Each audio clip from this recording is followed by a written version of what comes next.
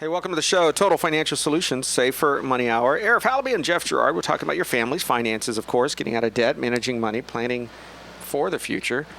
Look, a lot of it is about your financial life and making the right decisions. Well, and a lot of this comes in the form of asking questions. I don't think anybody can make a decision without information. And in order to get that information, you have to ask questions. But it's about the right questions because, look, knowledge is abundant. There's all kinds of stuff out there on the internet. But I think going back to that team that we're talking about having, whether it's one or more people on your side financially, you can ask some really great questions. Yeah, here's one of the things I want you to focus on. If you're still working, if you have 10 years before you're going to retire, realistically speaking, if you bring in a group of guys, they'll say, when are you going to retire? And all of them would say, tomorrow. Or when do you want to retire, at least? Right. You bring in a bunch of ladies and they say, when do you want to retire? And they'll say, once this is paid off. And they're generally a bit more logical about it. Guys are like, I want to run for the hills tomorrow. It's interesting when you see the patterns of retirement living. Of course, you can't be general about anything, and that'd be foolish to even have to give this disclaimer. But realize that as a group, generally speaking, men want to just retreat. They want to retire and go somewhere. They want to do something. Whether it's retreating to their basement or their garage or their workshop or a sailboat or the mountains or the desert. Women are often about coming inward. And when we see that, their retirement planning generally represents that. And so I share that with you because as a pattern of behavior, my observations have been that if you have 10 years to put all of this together anyway, right, plus or minus, what does it do for you? You can start removing some of the money that you have from your former retirement accounts, a 401k or an IRA, and start moving those over to Roth IRAs. Now, what does that mean? A Roth IRA says you pay taxes later when you take the money out, whatever your tax bracket is. No. A Roth IRA says today, if you're going to pay taxes on whatever dollars you have today, I'll give you a good example. You're married, 2 children, house mortgage, business write-offs, volunteer, whatever it is, and you have your write-offs. If you take some of your old retirement account and you've moved that over to a Roth from a traditional, so a traditional IRA means you don't pay taxes till later. A Roth IRA says you pay taxes, whatever it is, it's subject to tax today. But when it goes into that account, you never pay taxes again on that money. Under current law, we have to say that because who knows. That's important because later on, where'd the kids go? Yeah, they grow up and they move out, don't they? They start their own lives. Supposed to. They're supposed to. And then right around that same time, the house is almost paid off, or at least you're paying back mostly principal, very little interest, if any. And so all of your write-offs are gone, and yet here's a big chunk of 401k or traditional IRA money. Remember, one of the biggest expenses, you have risk and fees on one side, and then the other side are taxes. So if we can lessen the taxes side of the conversation, then that's a pretty good thing. Then you can have your Roth IRA. As you move forward in life, you're moving over maybe $1,000, a year, $10,000 a year, it doesn't matter, but you're moving things over into the Roth IRA. Then, when you are retired, you are not subject to required minimum distributions. Did you know that? That means you are not required to start taking money out, whether you need it or not. One of my conversations earlier today was a client. He's nearly 80 years old. Lives with his son in one of the spare bedroom things, nanny quarter things. Has Social Security, has a pension, has a 401k. He says, Arif, I don't need the 401k. I just want it to go to my children and my grandchildren someday. He says, I do what I want. I don't skimp or save on anything I don't need to. But why am I forced every year to take money from my retirement account? Because the current system says this money has never been taxed. And because it never has been taxed, they require you to not be able to keep it. The government says, look, I understand you might have done great. You might have taken care of your family. You may have paid off your home. You may not need that much money. Doesn't matter. We're going to force you to start taking this money out. It's all a philosophy. I mean, it's funny because every 4 years this conversation really pops its head up. Whose money is it? Is it your money or is it the government's money? When you start with that foundation, it acts almost like a why. If you say this money is your money and the government is only there because you collectively say that it should be there, and if you don't like it, you vote the son of a guns out, or we recall the governor like we did Gray Davis. First time in if not the history ever that it's happened. It's certainly very rare that we voted out Gray Davis as a governor. A recall. So we have mechanisms. Sometimes they're very slow and you don't like them, and I get it. However, whose money is it? With that being said, if you think this is your money and you're paying a piece to the government so that it can provide services, then you have to decide, do I want to pay this as much as I can or as little as possible? So that's when you have your CPA. We are not CPAs. You need to have a CPA, or at least a tax preparer or some sort of accountant involved, along with somebody like us or your retirement professional or an insurance professional, somebody who sits down, whether they work with income annuities, whether they work with stock bond, whatever it is, and say, how do we build a plan that we can answer and address one of those biggest problems, which is taxes? And sometimes it's by sheltering dollars over to that side of the equation while you have a bunch of write-offs or you're in a lower tax bracket. Because when later on, you're not going to be in a lower tax bracket. People sometimes still come to me. They say, Arif, I turned 65. I stop paying taxes next year, don't I? No.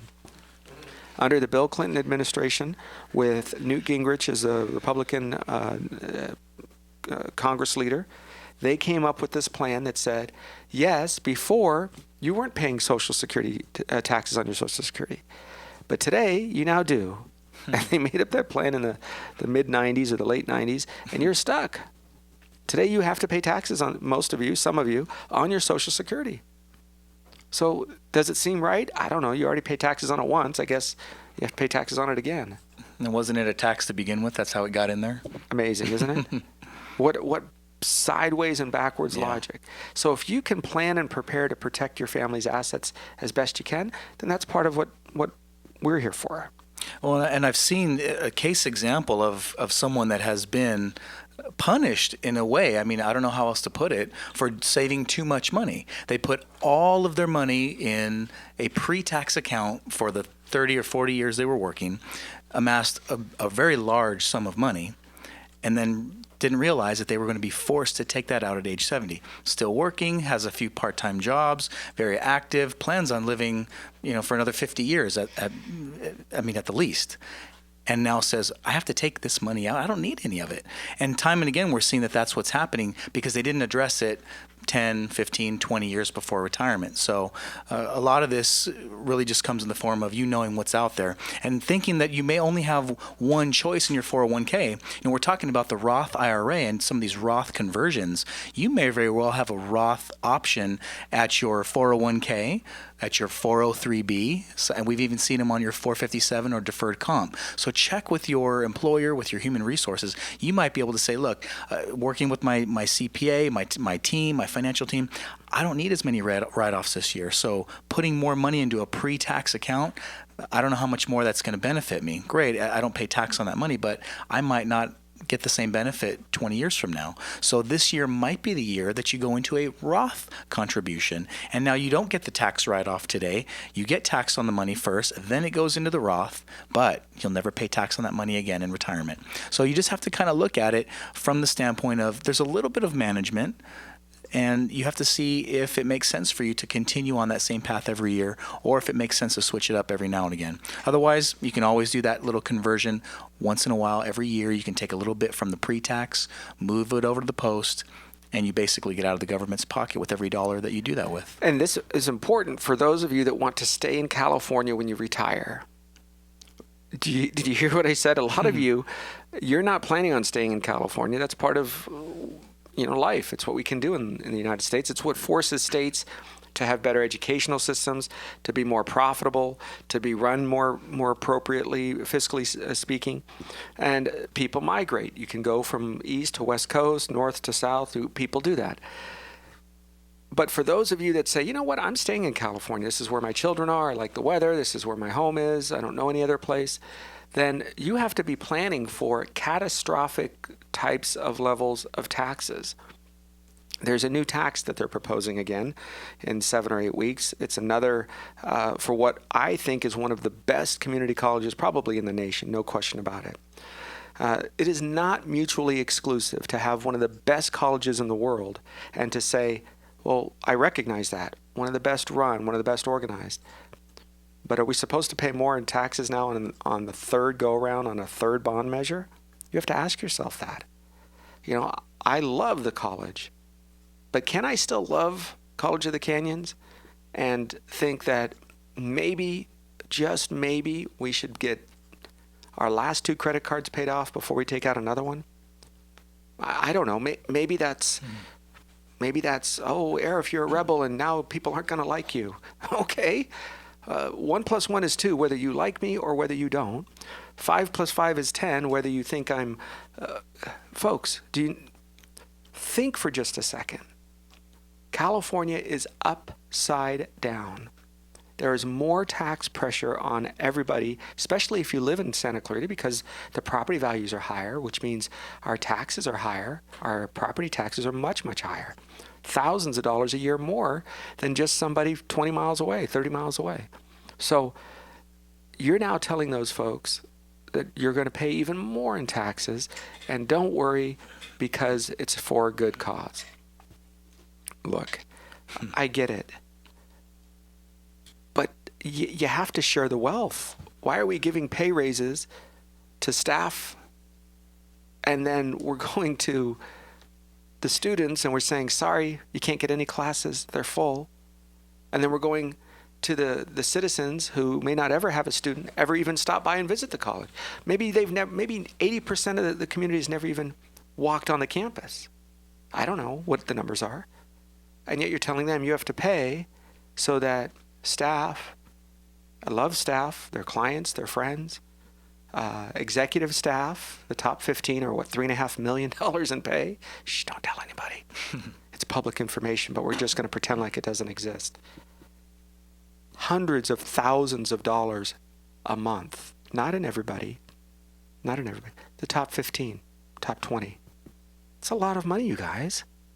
I'm okay with that if we were in a healthy economy. But you can't tell somebody who's working 2 part-time jobs that, oh, don't worry. Oh, but Arif, that guy can go and take classes. Absolutely. Give me a 10% pay cut across the boards, phase it out over the next 2 years. Raise tuition. Yes, I'm sorry, guys. Yes, raise tuition. Sorry, but you're the one eating the product. You're eating the hamburger. You should pay for it. I worked 3 jobs going to college. I hated it, but it's called life. And then you will raise my taxes. I will do that in a minute. I will do that in a minute. If everybody's in, everybody's in. But you can't tell me when people are making hundreds of thousands of dollars a month in the top 15 or 20 salaries, probably 15, $3.5 million, was that $300,000 a month. That they should not raise. I have no, Arif, but we need it. The buildings are falling down. Amen, you got it. I can see that. Arif, we need it because the infrastructure and the roads and the parking lots. You got it. I see it. It's crummy to park there. My kids attended there and they still will. I get it. Arif, you don't understand. I get it. And why don't you, who some of you don't even live in Santa Clarita, so you're asking us to pay higher taxes so you can get higher pay and live over the hill. I'll take that deal. Maybe I'm the only one. You guys, if you think that it's just me, then tell me. Maybe I am seeing things sideways. But when you have people trying to save for retirement, you have taxes being one of the biggest hits that are reducing your retirement accounts. And at the same time, you're asking us to pay more money so that other people can, Arif, it's just, look, okay, maybe I'm wrong. If you think I'm wrong, I want to hear it. But then you better be prepared to defend the fact that there was another pay raise given. And at the same time, you guys, we haven't paid back the last 2 loans yet. One is just about paid off. Okay, I'll take you that. Get the other one paid off first. I'm okay with that. If everybody's in, we're in. But we need to attract better. Look, that's what the deal was when I became a Los Angeles policeman. Is I knew I couldn't get fired unless I punched my boss or stole or whatever. But I wasn't going to do any of those things. Right? It's a civil service job. But I also knew I wasn't going to be paid as much as if I became an attorney or opened a business. It's those jobs. You get a city job, good benefits, good retirement. You don't have to leave. But you can't have both because it's too much pressure on the economic system. You don't have to be a rocket scientist, you guys. Look, be careful out there. Okay, we'll be back in just a second. My rant's over on taxes. We'll talk about retirement accounts and some more. But if you have any questions, you can go to hometownstation.com. And if you think we should make some changes or you have some questions or comments on it, I know a lot of you are concerned in one way or the other. I get it. I feel it. I want to hear from you. You can go to hometownstation.com, click on Total Financial Solutions. I have no problem with either bringing you on the air or certainly addressing your concerns via email. And we can shoot statistics back and forth. We'll be right back. Total Financial Solutions, Safer Money Hour on AM 1220 KHTS. Hey, welcome back to the show. Total Financial Solutions, Safer Money Hour. All right, we're talking about your family's finances, taxes, which are my least favorite conversation. Just because I think the way they say it, right? Oh, it's only 0.25%. People, 0.25%, but then they raise, sales tax, and so look, I want you to focus. You have to be planning for the tax conversation when you are ready to retire. So whether it's property tax or income tax, and look, one of the little quiet things, Jeff, that we're seeing when people relocate over to Texas is they're forgetting that Texas property taxes could be as high as 3 or even 3.5%, depending on the city and the county you live in. That's right, and that could be 200 or 300 times more than some parts of California. In some cases. I have a friend that moved there recently. He's like, Arif, I bought a house for $180,000, and it has, some land and a little pond and a huge garage and a workshop, and it's just going on and on. I'm like, man, that sounds amazing for $180,000. But he's in an area where his property taxes are somewhere in the neighborhood of about $600 a month. Well, $600 a month, you don't pay that off. You can have a $600,000 house payment. It may take forever, but you might pay it off. And when it is, it's paid off. You don't pay off property taxes. It's every year. So in a place like some of the cities and counties in Texas, I'm using that just as an example, property taxes can be $300, $400, $500 a month, and that's forever. So yes, it's a less expensive house, but the property taxes don't go away. So, you have to weigh it. Is it the same? Is it worth it? I don't know. Each person's different. But you do want to focus on the whole tax conversation. So property taxes certainly are one of those. But what about the other parts of it, like your income tax and now this healthcare tax? All right, we had a client yesterday. They got fined by the Obamacare tax of $29,000. Oh, my goodness. And they said, we didn't know. We checked the boxes. We did what we were supposed to, but somehow the formula was different, or they made more money, or whatever it was. But at the end, they were not happy. I mean, can you imagine $29,000 in tax that just goes to the air? They said, but wait a second, I paid almost $1,000. And that's the funny thing. She paid almost $1,000 a month in health insurance premiums anyway. And now she has to pay an additional $29,000. Yeah. Also, all for... Under the healthcare world, that doesn't include income tax. Yeah, she'd like to go back in time, I'm sure. Yeah. So I think what's happening is people are, we still are at all-time highs. I can pull it up here, but I want to say, I believe we're at all-time highs of people giving up U.S. citizenship. Did you know that? There are, 7 years ago, we were at a 300% increase of people giving up U.S. citizenship. And I remember that it was right after President Obama was elected, and people, it must be racist. No, look, they saw the economic writing on the wall. I'm sure, some people are jerks, but you get the idea that it's sometimes simply a math formula. And who leaves cities or counties or states? I don't know. It's not the poor folks that need services. It's the wealthier ones that have choices and options. Or run big businesses with a lot of payroll and pay a lot of tax, bring in a lot of revenue for the state or that county or city, and they relocate to a place like Texas. I'm just thinking off the top of my head. We're seeing a lot of that. They're looking for more tax-friendly conversations when it comes to the money that has to go out the back door. And when you take a $4 million business and you take $400,000 away from that state. I don't know that that's a huge ding when we're talking about billions of dollars, but how many people are riding that wave? How many people are exiting? And when we see this, even a mini exodus, it starts to raise concern, and we start to see dollars leaving the state, and it's for more than one reason. Yeah, so plan on the income tax conversation. And remember, look, when you're building your retirement accounts, you can choose to take money out. That's the important part, is you have an option there, right? That option that allows you to take money out or take out nothing this year, those are variables. But where it's not variable, and that's okay, is going to be your pension or your Social Security. You can't say, hey, pension department, send me half of the money this year, right? They're going to send you what it is. So you have to build around those constants. So Social Security will be what it is. Although you can defer Social Security. You can say, don't give me Social Security for the next year or 2 years. I don't know why you would, but you can do that. But when it comes to your pension, generally speaking, I've never heard of anybody just saying, don't pay me my pension.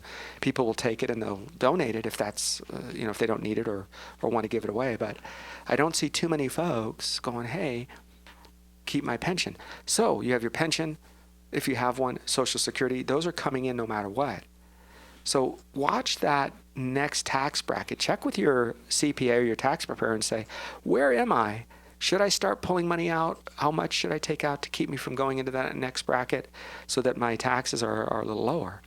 Well, in a couple of schools of thought we're starting to see is some people are deferring that Social Security as long as they possibly can to make that payment go up, because maybe their full retirement age is, let's say, 66. They can take the payments as early as 62, but it's at a reduced number. They can defer it and wait until the last part of that, which is about age 70, and they start taking out a higher payment. Well, that's great. Meanwhile, they've taken a little bit of money from their retirement accounts. They try to not spend too much money, and then they have that RMD that comes out at 70 and a half. So what does that mean? Required minimum distribution. So you can't defer Social Security anymore.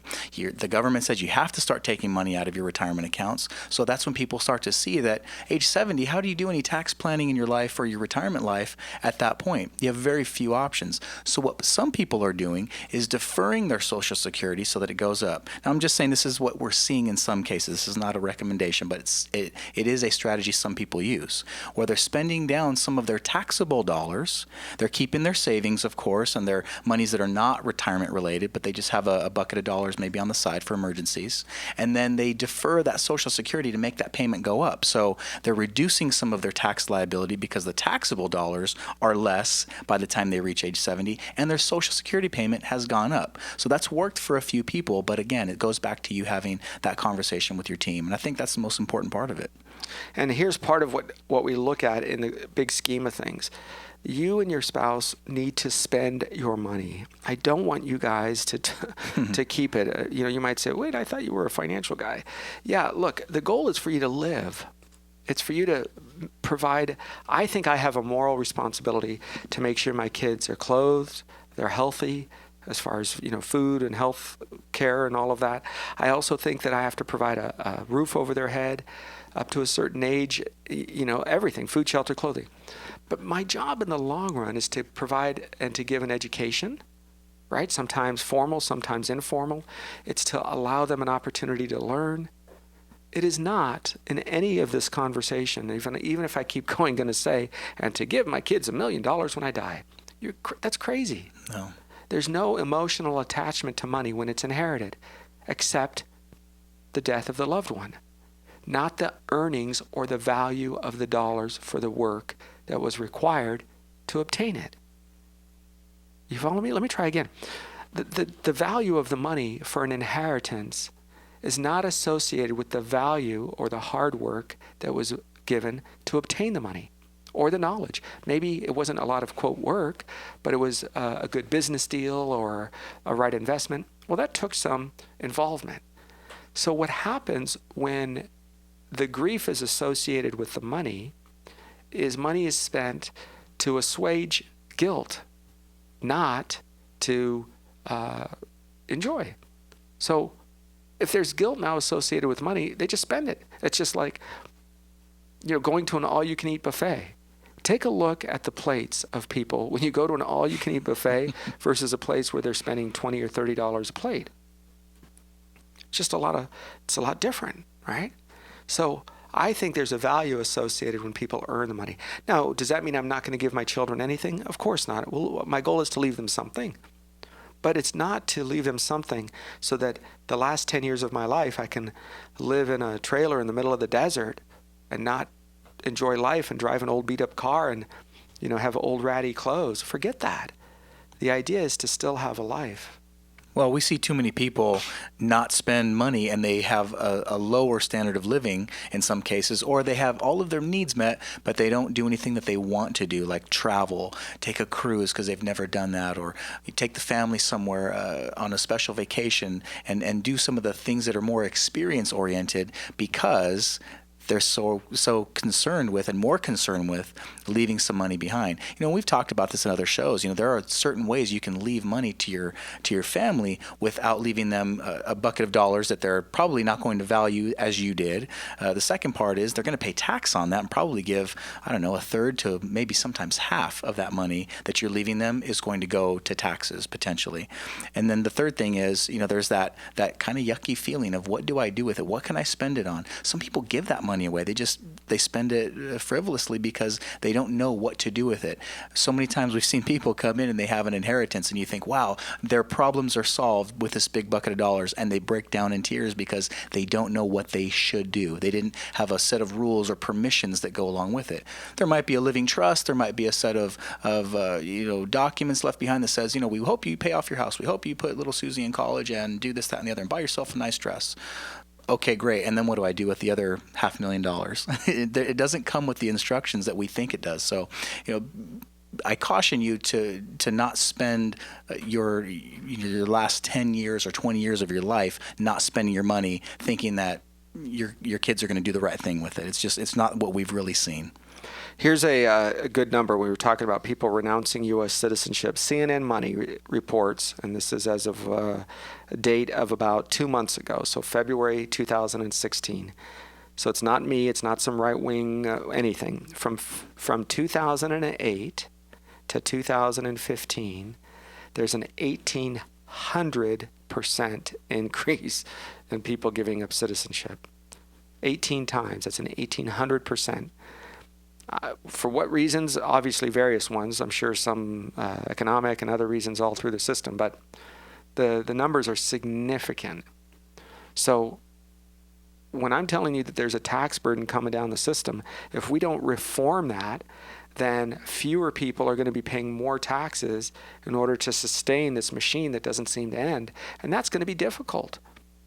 So if you're the one that is going to do the right thing, which is save up your own money and prepare for your own retirement, you most likely are going to be hit, unless there's some radical change in our system, hit with the majority of the tax burden, because somebody who's 25 or 35 years old may not be making the kind of money that society has said that should be taxed. So that's important when you're looking at you're building your savings. You can have $1 million and only get to keep $500,000, or have $600,000 and get to keep all of it. Just depends on the dollars, right? Yeah, that's a big deal, and we're starting to see more and more people have that conversation, which means at some point you're going to have to pay the taxes on the money, whether it's when you earn the dollars and you park it in a particular place, or you've parked it pre-tax and then you're going to start converting some of that over time. I think that's usually one of the wiser ways to do it, is to not do it all at once, to not take advantage of the tax deferred part of it, in the beginning. Maybe that's not the right thing to do. So again, work with your team, work with your CPA, and there's always a way out of it, I think, or a way around certain things. You just have to know what those options are. So give yourself a chance to create your own little pension, where you have your own income stream, and you can adjust those dollars as you need them. But you remember your fixed payments on this side are going to be things like Social Security and your pension, and maybe you and your spouse both have one, so that may be 4 sources of income. So when you're taking money, or you're being forced in some cases to take money from your retirement accounts, check with your tax preparer. Usually give them a month after tax season and let them settle in and take their vacation and return, and say, okay, here's where we are for the current year. what can I do? How much can I take out and still keep me within a reasonable number that you're comfortable with? That is important as you're planning your next step in your retirement life. And sometimes if you have 10 years before retirement, sometimes it makes sense to move some of those dollars from a traditional IRA or a 401k over to a Roth IRA, which is where you do not pay taxes later on, but you do pay them today, but you can reduce that. So you're going to check with your accountant again and say, can I reduce some of that? If I can, I want to do that right away. And that's a process you can make and you can create so you never have to pay taxes on this money again. That can assist you, at least under current law, that can assist you when you retire and drain less money from your retirement account. Right? So now you're pulling less money out to live the same way because you're not having to pull out some, give some to taxes, keep some. You can pull out less and live on all of it. Hope that's clear. Thanks for joining us. Arif, Halaby, and Jeff Girard. We're here every week at this time talking about your family's finances. You like something we said or you don't? Go to hometownstation.com, click on Total Financial Solutions, shoot us an email. We'll be happy to answer it or even have you or your comments on the air. I'm Arif Halaby. That's Jeff Girard. Total Financial Solutions, Save for Money Hour. This is your place for news, talk, and information, AM 1220, KHTS.